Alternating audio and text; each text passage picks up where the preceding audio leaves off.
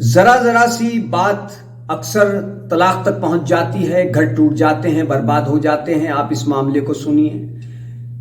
बिहार के हाजीपुर में इलियास की शादी सबा से होती है। एक दो दिन दोनों खुश, कोई दिक्कत नहीं। उसके बाद सबा मोबाइल में बिजी होने लगती है। मोबाइल पर जो ऐप्स हैं, जो आप सोशल मीडिया के ऐप्स हैं, जैसे फेसबुक है, इंस्टाग्राम है, ट्विटर है या यूट्यूब वगैरह है, उनमें बहुत ज़्यादा बिजी।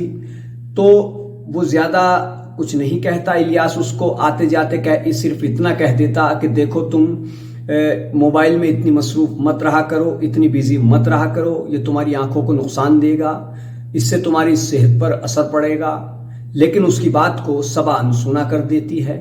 शादी को करीब 12 दिन हो जाते हैं। एक रोज इलियास उससे ये कहता है कि मैंने तुमको पहले भी समझाया है कि तुम मोबाइल पर इतना बिजी मत रहा करो, इतना मसरूफ मत रहा करो कि तुम घर को भूल जाओ, मुझे भूल जाओ, ना तुमको मेरे खाने की फिक्र, ना घर के काम की फिक्र। इस तरीके की बात इलियास सबा से कह देता है। अब सबा अपनी माँ को फोन करती है और रोते रोते ये तमाम बातें अपनी माँ से बताती है। घर ज्यादा दूर नहीं था। उसकी माँ, उसके बाप, भाई भाभी वगैरह वहां से कार में बैठ करके इलियास के घर आते हैं। अब इलियास की सास इलियास से पूछती है, तुमने मेरी बेटी को क्यों डांटा, क्यों धमकाया? वो फिर अपनी बात सामने रखता है, बताता ही है कि ये मोबाइल में मसरूफ रहती थी। वो अपनी बात पूरी बता भी नहीं पाता कि सबा की आंखों से आंसू बहने लगते हैं और उसके आंसू देख करके सामने बैठा सबा का भाई पिस्तौल निकाल करके अपने बहनोई इलियास पर तान देता है।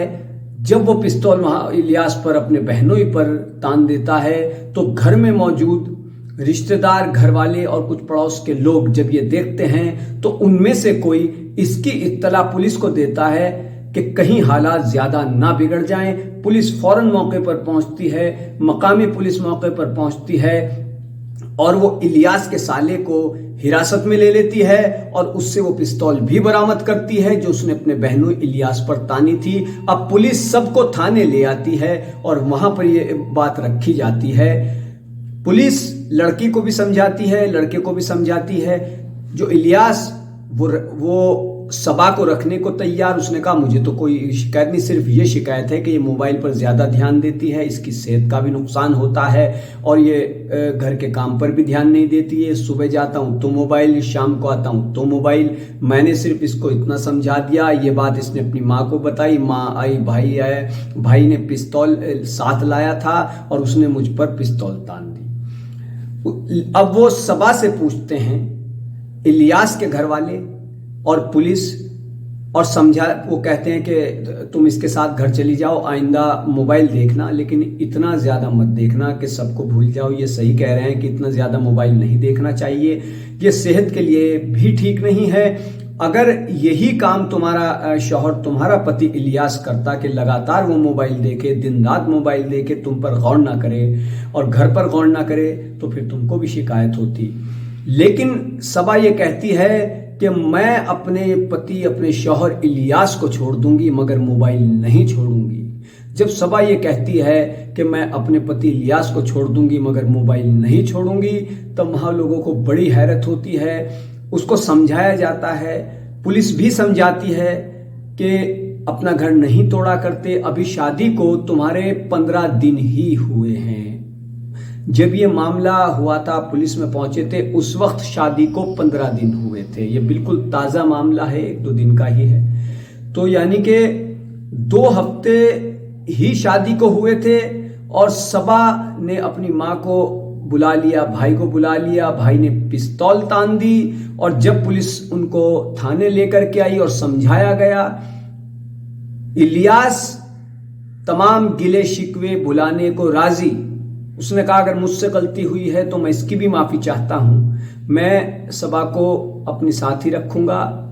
लेकिन सबा साफ कह देती है, मैं इलियास को, अपने पति को छोड़ सकती हूं मगर मोबाइल नहीं छोड़ सकती।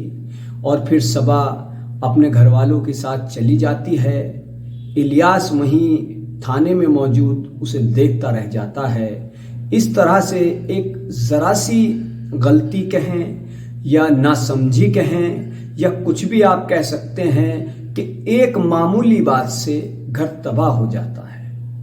दोनों अलग अलग हो गए, अब आगे क्या होगा, क्या कानूनी कार्रवाई होगी या फिर दोनों में क्या सुलह होती है, लेकिन अब तक जो खबर है वो यही है कि सबा अपने घर वालों के साथ चली गई। उसने सबके सामने स्पष्ट तौर पर कह दिया, साफ लफ्ज़ों में कह दिया कि मोबाइल नहीं छोड़ूंगी, अपने शौहर को छोड़ दूंगी, और वो शौहर को छोड़ करके अपने माँ बाप के साथ चली गई।